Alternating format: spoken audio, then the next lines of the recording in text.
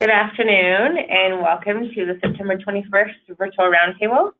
Today we have Mike Witry from the Intermountain Fair Housing Council, and he will be discussing workforce housing and along with some creative solutions.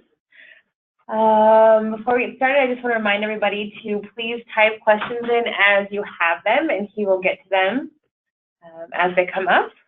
And as always, this is recorded, so if you want to view it again, just let us know, or if you want to share it with anybody, just let us know and we can get you that link and password. And with that, I will hand it over to Mike. All right, good afternoon, everyone. Thanks for joining us as we tackle the issue of workforce housing and questions and answers.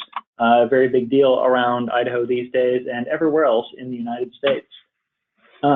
So who are we? Well, I am the Fair Housing Litigator / Housing Law Coordinator. I know it's an awkward title. I didn't make it up. At Intermountain Fair Housing. We're a nonprofit organization. We want to get everybody in housing that's appropriate for them. This involves dealing with a lot of allegations of discrimination, making sure housing discrimination doesn't happen, and filing complaints under the Fair Housing Act, teaching people about the Fair Housing Act, and enforcing the Fair Housing Act. So the natural follow-up question is, why is the Anti-Discrimination Organization talking about building more workforce housing? Well, there are a number of reasons. Number one, discrimination gets worse when there isn't enough housing to go around. If you've got 20 buyers or renters to choose from, you can afford to discriminate without leaving a housing unit vacant. Shortages are tough on people with disabilities because there are fewer accessible units to compete over. It increases competition with people who aren't in the workforce on fixed income, so their cost of living goes up. Not listed in the slides, but it's also tough on people with large families, because when you start getting 3-bedroom units that are being used by 3 single people who are getting roommates to save money, it means it's harder for a large family to find a place to live. And of course, if your community is receiving CDBG funding or other forms of federal funding, you have an obligation to affirmatively further fair housing. Show the feds that you are, in fact, working to make your community more inclusive. And building more workforce housing and more housing for people of all income levels is a good way to do that. So what is workforce housing? Well, it's not one of those terms where you can go to a dictionary or go to the Federal Register and say, yes, this is definitely workforce housing. Most of the time when we're talking about it, we're talking about housing that people can afford if you're somewhere between 50% and 120% of the area median income. And housing you can afford is housing that you're not spending more than 30% of your monthly income on. So for Idaho, the area median income is $48,275 for a household. So generic city in Idaho, generic household can afford about $1,207 a month in housing costs. So workforce housing around here is going to be somewhere around that 1207 or less target. Sometimes workforce housing is subsidized, sometimes it's income restricted, other times it isn't. Is that just rent, or is that like utilities and everything? So the question is that just rent, or does that include utilities? Total cost of housing, HUD is not completely clear on that. So, but if you're spending significantly more than this in things like utilities, then that's going to be a challenge, even if it is theoretically affordable. So who lives in workforce housing? Oh boy, a lot of people do. Paramedics, secretaries, court employees, mechanics, truckers, information technology employees, retail employees, in-trade level professionals, teachers, nurses, police, firefighters, paralegals, manufacturing employees, nonprofit employees, me, and maybe also you. And my chart on the right shows you the 5 most common occupations in the state of Idaho. They're truckers, they are secretaries, retail sales, school teachers, and agricultural workers. These are all people who are likely to be residing in workforce housing. My source on this is datausa.io. I have a note here that says you should bookmark this site, and we'll go into that later. Do we have enough workforce housing? Not really.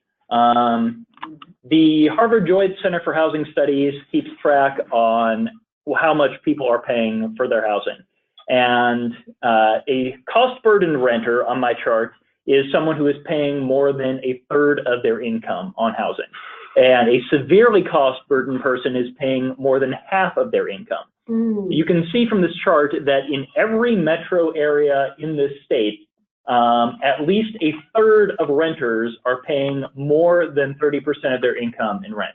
And in most of our metro areas, in most of our metro areas, about a quarter of renters are paying more than half their income in rent. You can see that when we get over to owners, we're looking at about 1 in 5 owners are spending more than 30% on housing costs, and maybe 1 in 10 are spending more than half. That's a lot of money. This is money that's going towards housing that isn't going towards other things that you want people to be able to spend money on in your community. So, how does this affect economic development? Well, 2014 study, 30% of U.S. government surveyed saw high housing costs as a medium or a high barrier to economic development. The cost of housing is the most important non-work criteria professionals use to determine where to live. About 37% of professionals would eliminate a city from consideration if the cost of housing was too high. Stat that came out too late for me to add to this presentation. Right now, over half the people who are renting in California are considering leaving the state because housing costs are too high. 62% of corporate relocation professionals consider housing availability and cost to be very important when locating new facilities. It's more important than climate, it's more important than schools, it's more important than recreational opportunities. And cities where the average home sold for 3 times the average income had a 2% slower economic growth rate than cities where the average home only sold for twice the average income. That makes sense. Yeah. So if we need it and it's great, why isn't everybody building it right now? Well, we're going to see a number of reasons here why communities don't build workforce housing. They're different in every community. So I'm just going to list a whole bunch of them. You know your communities better than I do.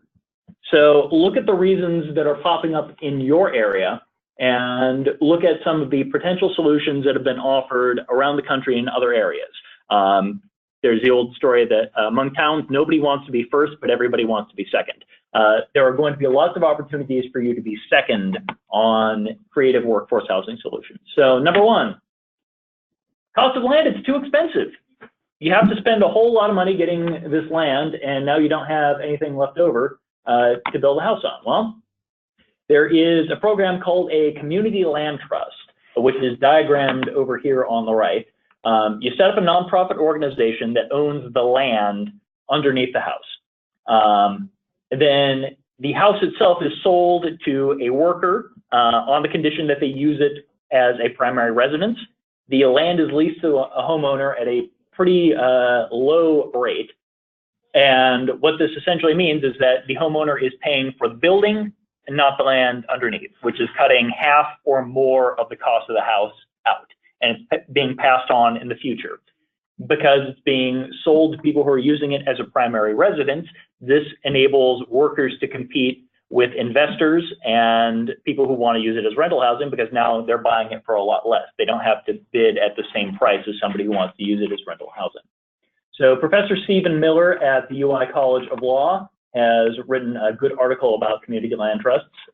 There is more information at cltnetwork.org. A community land trust could be set up by your housing authority, by your city or county governments, or by a private nonprofit organization. Construction costs are too high, and that is a problem. It's costing more to build a house. We have more construction projects and fewer workers to do them. So one of our potential solutions is modular homes. They are factory built. They're delivered onto permanent foundations at the building site. Unlike manufactured homes, they're built to the same standards as a stick-built home. So they last just as long, and they're valued about the same. A lot of mansions are modular built these days, and sometimes people don't realize that until they've moved in. There are a lot of them available in the sweet spot for workforce housing, which are often going to be houses of 1,500 square feet or smaller. There are lots of different sizes, lots of different styles, lots of different price points. There are lots of them built and sold right here in Idaho. I know the example here on the right, these just went up in Boise. They were bought from United Family Homes in Nampa. These are out on State Street in Boise, a couple miles west of here. And these are about 600 square feet, and they sold at a pretty good price. The developer insisted that they were going to use it as workforce housing, rejected all bids from anybody who wanted to use it as a rental. I put in a bid myself and got outbid. So modular homes, when combined with some of the other ideas that we're going to talk about in this presentation, can lead to some quality housing being built inexpensively. Next up, our city is completely built out. We don't have room to put in any more houses. So one of the things you can do is start gradually increasing the density of your town. Now, a lot of people flip out when they hear, duplexes, triplexes, that's going to change the character of our neighborhood. Everything's going to look weird. Well, I ask you to have a look at this picture on the right. Which of these two houses is the duplex?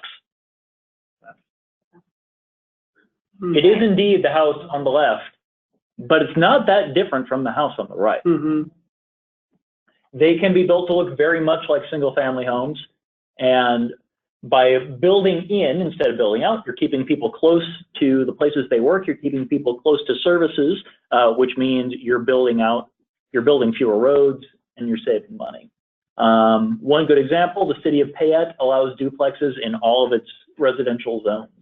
You're going to hear Payette up again in this presentation. They're doing a lot of things right. If there are any Payette people on this call, give yourself a pat on the back. So, next up, our town's full of vacant houses. We've got all these beat up vacant buildings that we don't know what to do with. Nobody wants to move into them, and it's too expensive to tear them down. Well, one option for this is a land bank. This is a nonprofit or a government organization that gets vacant, abandoned, forfeited, and tax delinquent housing. And they go in, they clean it up, they renovate it, and they sell it to first-time home buyers. These are all across the United States. In many states, there are state laws that function as land bank enabling acts that say when the state forecloses on a property, we're going to give a land bank first crack at it. We don't have one of those in Idaho. We could. But even without that statute, there are still opportunities to set up a nonprofit do this sort of work. They're available everywhere in large cities, in rural areas. Good option if this is your problem. You can get a detailed report from the Center for Community Progress. Who would have to set that up? Would it be the state, or can cities set them up independently of the state? Or so anybody who is empowered by law to deal with buildings, so that can be housing authorities, it can be city and county governments, it could be an urban renewal area, it could be the state. The powers of the land bank would vary depending on who set it up. Next up, new housing will ruin our rural character. We're used to being a small town. We love having the countryside around. If all these people move in, we're going to lose everything we have. So one solution to this is density-based zoning in rural areas. There are a lot of counties around here where the minimum residential lot size is set to something like 5 acres to preserve rural character. This also means that if you're buying a house there, you have to be able to afford 5 acres of land. So rather than making everybody buy a 5-acre lot like they've done on the left here, you change your zoning code so you're saying, in an acre you can have this many houses. And then you get something over here on the right, where you still got the same amount of open space, but the houses are on smaller lots and they're clustered together. This means that if I want a country house, I've still got all this country around me. I just don't own it all. I don't have to pay for it all. The open spaces can either be managed by an HOA or they can be kept as a parkland. This is an issue that comes up a lot in Idaho. So I've put in 2 two slots on this. Second one is setting flexible lot sizes in rural areas. When an area is naturally becoming more urban and suburban, let it become that way. And you can do that in your zoning code. The option I'm showing here is Payette County again. A rural residential area in Payette County has a 40,000 square foot minimum lot size if it's not connected to water or sewer. If it's connected to sewer, that minimum lot size shrinks to 20,000.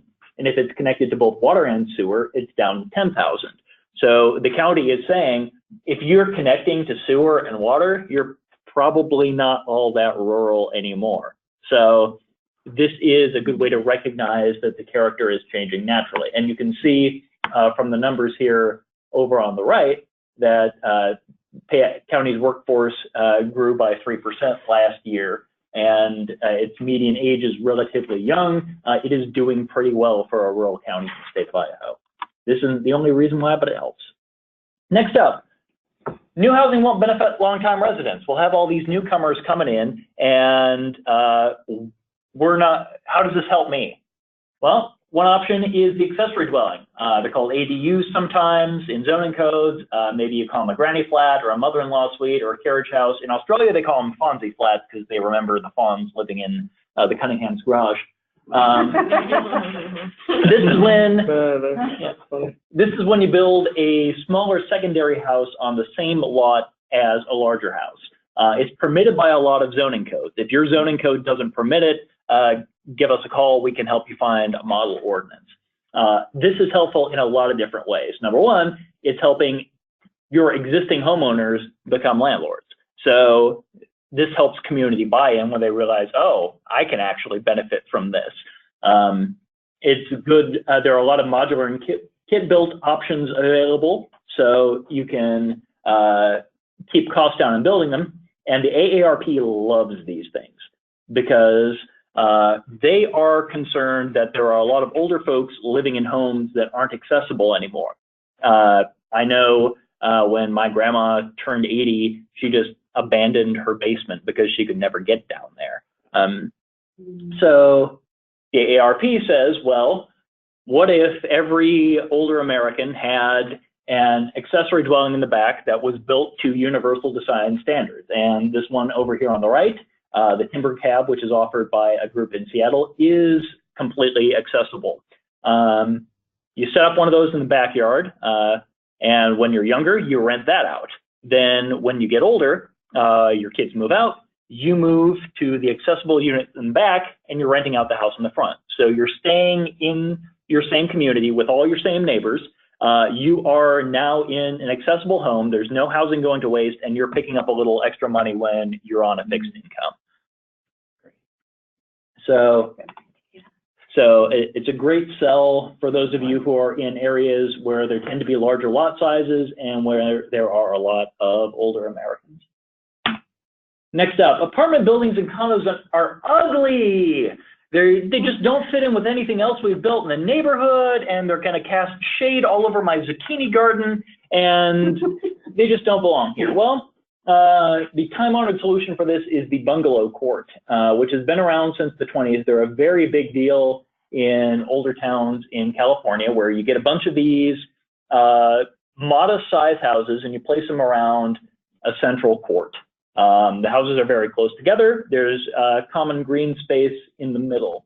And you put, if you have a garage included, the garage sits in the back and the garage backs up onto an alley. These are great as starter houses. They're great for small households. They generally fit into existing, if your existing community has a lot of single family houses and no apartments, a bungalow court may fit in better than an apartment building, and central courts are good for community. They encourage you to get out. The model I'm showing here on the right doesn't have front porches. A lot of them do. They encourage you to sit out and meet your neighbors, and because they're all oriented around this court, you've always got eyes on the court. Eyes on the street means reduction in crime for people who are worried about apartment buildings bringing crime. We can attract developers. We don't have any developers who live in town, and nobody seems to want to come in from out of town to do this. Your solution is to streamline your permitting. a lot of times developers don't go to new areas because they don't know the local rules and they don't know the processes, which means that they're spending more time. Time is money for a developer. So what you do is you make it easier. You make it more transparent. You can do things like pre-development meetings where you say, hey, if you're wanting to build a new development in our town, come in here. We'll have a meeting with the following people who issue permits, and they'll tell you exactly what you need to do. You write a process manual saying, here is exactly what a developer who hasn't done any development here before needs to know before they start developing in our community. There are a bunch of solutions along that line. Over here on the right, I'm showing you the cover of a best practices guide that was developed by the Massachusetts Association of Regional Planning Agencies. It has a lot of excellent advice for you if you're looking to streamline your permitting process. But developers only want to build expensive houses. We do everything we can to ask for workforce housing, but they only build large and expensive houses. Well, an option there is incentive zoning, which is you allow developers to do things they couldn't normally do as long as they agree to put income restrictions on new housing. So you can say, this new thing that you're building will require fewer parking spaces if you reserve part of it for people on low or modest incomes. That can be a big incentive because putting in parking spaces is expensive. You can give them extra floor area ratio. You can build on more of the lot if you're going to be reserving some of it. You can use smaller setback spaces, again, maximizing more of the use of the lot. Your permit fees go down. This is a good choice if you're in an area where you've already got developers who are interested in building, but they're building a lot of larger stuff, and you need to give them a little incentive towards building something a little more in a realistic range of people like you and me. Well, what's going to happen to all these small houses when the tiny house fad fades away?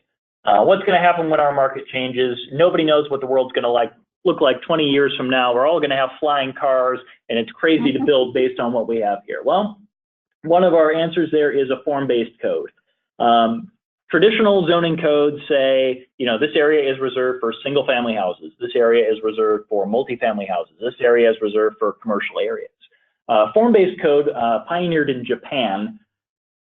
The idea here is that rather than regulating the function of the building, you're mostly regulating its form. So you can say, instead of this building will be used for this purpose, you say this building will be approximately this size and approximately this design, and then you can use it for residential or commercial purposes.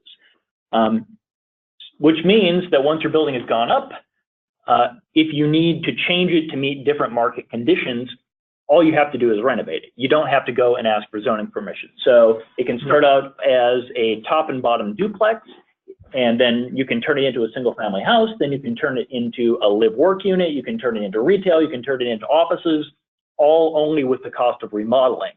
For those of you who have seen the movie The Truman Show, the town in that movie was built with a form-based code and ended up with a very traditional looking neighborhood design. If your community's idea of what a town should look like is like the town in The Truman Show, which is Seaside, Florida, if you want to look it up, a form-based code might be part of the right solution for you. Well, our landowners don't want to build workforce housing. We've got the developers, we've got everyone else, but the people who own the land aren't crazy about it. Well, check with your local nonprofits. If you've got a nonprofit that owns a lot of land, they can lease their lot or a portion of their lot to another nonprofit that builds and manages rental housing. We do have a few housing-focused nonprofits in the state of Idaho. And this option was pioneered by religious organizations. A lot of them own a lot of land and are looking for ways to supplement their income as congregations are tending to shrink in a lot of denominations. You see over on the right, this is Wesley Village. This is a church in Orange County where they weren't using their whole parking lot, so they leased out part of it to put up affordable housing. Well, why do we even want renters here? You know, they're not going to put down roots in the community. They're not really going to join us. Well, your option here is to give them an incentive to do that. You set up renters equity funds. These are run by some nonprofit organizations where every rental payment you make gives you credit towards a down payment on a house if you stay in the community. The example I've got here on the right is from North Collingwood, Ohio, which is, I believe, Cleveland metro area. Their nonprofit went and they renovated this old commercial building into an apartment complex. They're targeting artists to live there. And depending on how long they live there, if they're consistently making their rent payments, they can build up to $10,000 in down payment assistance to be used to buy a house in the community. So this is a good way, if you've got people in your community who are skittish about newcomers, this is a good way to encourage them to welcome in newcomers by saying, hey, we can make them a part of the community. Yeah, we don't want to live next door to low-income people. It's sad that people say this, but they do. They do. Can I just one moment? We have a question here. Okay. Who provides the incentive? Okay.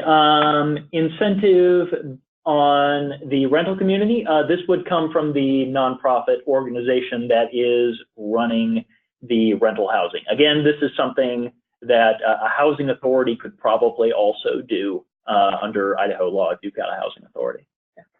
Thank you. All right. So the way you get people to be willing to open up their community to new neighbors is by coming at them with numbers. Housing built using the low-income housing tax credit has no effect on neighboring property values. Properties located near supportive housing for people with disabilities and for the formerly homeless, they actually have an increase in value over properties that are further away. Small-scale housing developments for people with low and moderate incomes have no effect on neighborhood crime rates. And new housing helps keep your property taxes down because property taxes tend to go up higher in slow growth areas. And that makes sense, right? Because you've already got this whole built out environment that you need to maintain. And as it gets older, you need to spend more money to maintain it. So if you're not bringing in new people, eventually you're going to lose the ability to maintain the infrastructure you already have. And then your assessments are going to go up. Over here on the right is an excellent campaign run by the city of Houston, pointing out that firefighters need modestly sized houses. You want to live next door to a firefighter, don't you? You remember why I told you about datausa.io? This is an amazing site for data that you can use to tell the story about workforce housing. I'm picking on McCall here. I'm sorry if there are any McCall folks here. But here are the numbers. So on the left, we see that the median property value in McCall has been going up pretty dramatically. And over here on the right, we see that its workforce has dropped by 7% in the last year. And then when you look at who is working in McCall, this is nearly 40% in the accommodation and food service industry. So what's the obvious story here? Right. Yeah, right. Yeah, retail is another 15%. So it's easy to tell the story here. As the median property value goes up, people who work in these modestly paying jobs aren't able to stick around in McCall, and they leave and the workforce shrinks. That's why you should bookmark datausa.io. It has data for just about every community. It has deep dives on various industries, telling you which ones are going to grow, which ones are going to shrink, where you go to find people who are getting college degrees that will help them get into that job. It'll tell you about your local housing costs, your local industries, a lot of amazing stuff. So here is a workforce housing plan in action. This is in Breckenridge, Colorado, ski town. And like so many resort communities, there is a real challenge with workforce housing. So they've taken a number of different things we've seen earlier in the proposal to encourage it. Number one, they give incentives for workforce housing development. They get a density bonus. You can build more stuff here if you're income restricting it. we can waive your permit fees if you're income restricting your housing. The town itself builds new workforce housing, and then they buy it on the open market and convert it to workforce housing. They put in a deed restriction that says, we are renovating this house and we're making it available to people on the condition that the owners are going to, they're going to work in this county and they are going to have X% of the median income or less. Who does that? In this case, it's the town of Breckenridge itself buying the housing. Okay. They income cap their workforce housing between about 80 and 110% of the area median income, and they cap the resale prices at 2% of the annual rate of appreciation. So people don't end up flipping these. They're not being used as vacation rentals, which is a huge problem in resort towns. I was reading that in Jackson right now, something like 80% of housing is being used either as a short-term rental or as a vacation home. Yeah, I think that's it. Yeah. Yeah. So town of Breckenridge has a lot of details on its workforce housing strategies available on its website. Well, Mike, you say, all these ideas are fabulous and wonderful. How do we know which one we like best? Well, in the government procurement world, if you have an idea if you have a vision of a problem you want solved, but you don't know how to solve it, you do a request for proposals. You send out a notice to developers or whoever, and you say, here's the land we have for you to develop. We want this many units that will sell at about this price. We want this many units that will sell at about this price, and we want this many units that will sell at about this price. Here are the criteria we're going to use to judge your proposals. You publicize it, you wait for your responses, you have your committee look over it, you decide which one you like best, and then you award the contract. Consult your attorney to draft this, obviously, especially if you are a government entity, because you're going to have to follow government procurement codes. But that is a good way if you're not quite sure which solution is going to work best for you. We're here to help you with this, and not just on workforce housing, but on a lot of other issues. We fight discrimination based on race, color, sex, religion, national origin, familial status, gender identity, sexual orientation, source of income, and disability. We have resources on building housing for people at all levels of income and how to make it accessible for people with disabilities. We can help you with preventing and alleviating homelessness. We can help you promote new and inclusive housing. We have training opportunities for landlords, property managers, government agencies, homeowners associations, real estate agents, residents, anybody. We do a statewide tour every spring. We'll be happy to stop in your town. If you need us to make a stop in your town when it's not the spring, let us know and we can work something out. And this presentation was developed with a grant from HUD. It's my statements, it's IFHC's statements. It's not HUD's statements. Any other questions from anyone here? It seems great. Oh, it's great. Mm-hmm. Yeah. It seems like these are all great ideas, but it seems like demand would always outstrip supply for these solutions, where places found a good balance, like Right, so for example, or they do have enough to house all their. They are working on it, and they're using a combination of. You'll see in the past in here that I have a combination of very market-oriented solutions and a combination of more government-focused solutions, because we are in kind of a weird space with land use where it's not where some of our affordability problems are caused by excessive zoning restrictions or government land use restrictions that aren't quite fitting with what the market needs it to do. And other times it's caused by the market not stepping up to supply things that are necessarily in demand. So a number of these, in Breckenridge, they've still got challenges because there's immense demand there, but they are making progress on it, and they're good to emulate. So can they get a copy of the presentation? Would that be okay? Yes, and if you'll click and let me flip back to There's contact information. Yes, we can get you a copy of the slide presentation. Next up, how can we figure out what number of bedroom homes are in demand / needed? The U.S. Postal Service. The U.S. Postal Service has a direct mail service where you can go and choose any route map that they run. It'll show you the average number of people per household. That'll give you a, yeah. I mean, not surprising, but. Yeah, it'll give you a neighborhood by neighborhood assessment of household sizes in your area. If you want something more general, you can look at datausa.io. They also have, that site also has information on average ages, average household size, whether your household sizes are getting larger or smaller, whether your community is getting older or younger.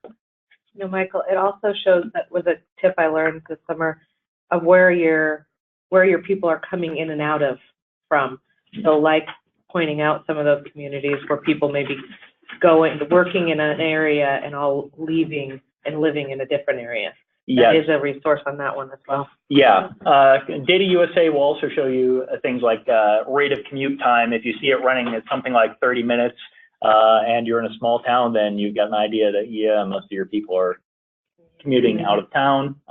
You can, another fun source of data is to check out moving truck rentals. And you punch in your city and then another city, and you see which one is cheaper to get the moving truck to, because that's the direction people are usually not driving in. Mm.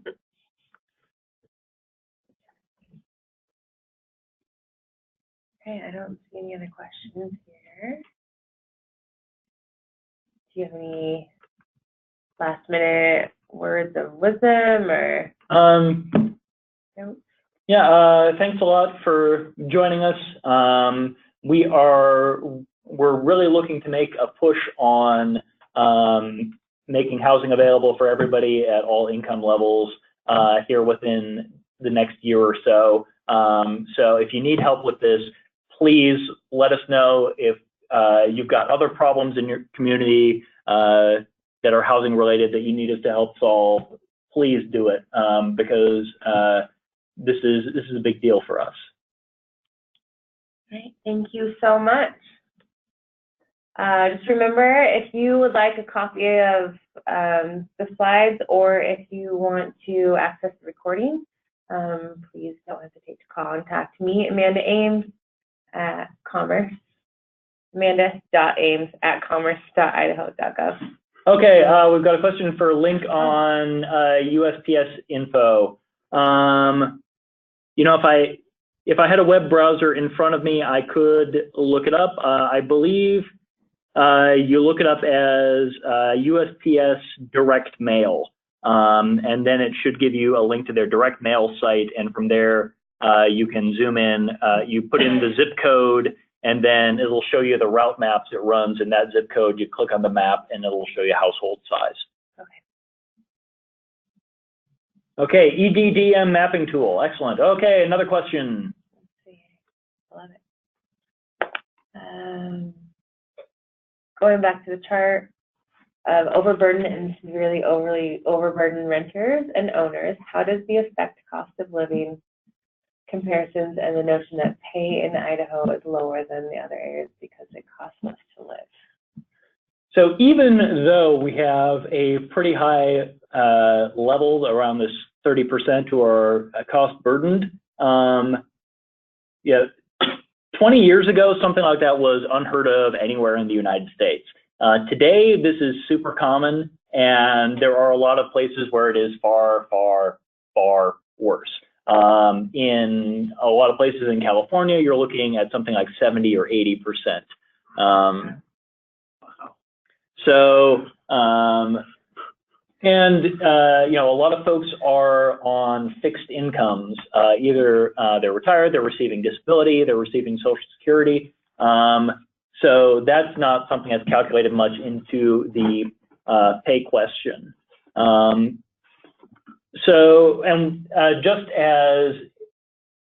just as a general share of what people are spending their income on, how housing has been rising. So to the extent we can make housing more available at better prices, we are making things better. That sentence kind of ran out of steam, and I apologize for that. I hope I've come close to answering your question. All right, any other questions? Please keep me talking, I like it.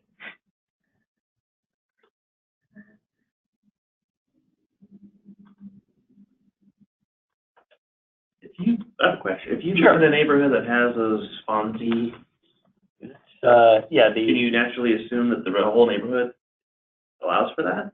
Or do they have like some that are? Yeah, well, look at your zoning map. Boise is kind of challenging for accessory dwellings, even compared to other areas in the Treasure Valley. Boise is the only one in this area where you have to get written permission from all your neighboring landowners to put it in. As opposed to, and here it's limited to 600 square feet. If you went out into the county, you could put it up as big as 1/10 of the lot size. You wouldn't have to ask any of your neighbors. Meridian, I think, goes up to 800 square feet, assuming your CC&Rs allow it. And then Seattle and Portland and Vancouver have all adopted very, very accessory dwelling friendly zoning amendments in the last few years. And the AARP has drafted a model ordinance if you don't have one that gives you options ranging from very restrictive to not restrictive at all that you can discuss with community leaders if you think this is a thing that people can be fired up about. Also, keep in mind, maybe in 20 years we'll all have self-driving cars. Maybe in 20 years we'll all just hop onto a self-driving car when we need to go someplace. Maybe in 20 years we'll all have garages that could be converted to accessory dwellings. Good question. Yep. All right, well, I don't see anything else. So thank you so much. And here's your contact information. You all know how to get a hold of us here at Commerce. And with that, we will see you maybe next month. I think we kind of coincide with AIDA, so chances are we will be back in November. I'll send out a notice on that. So thanks again, Mike, and we'll see you later. Bye.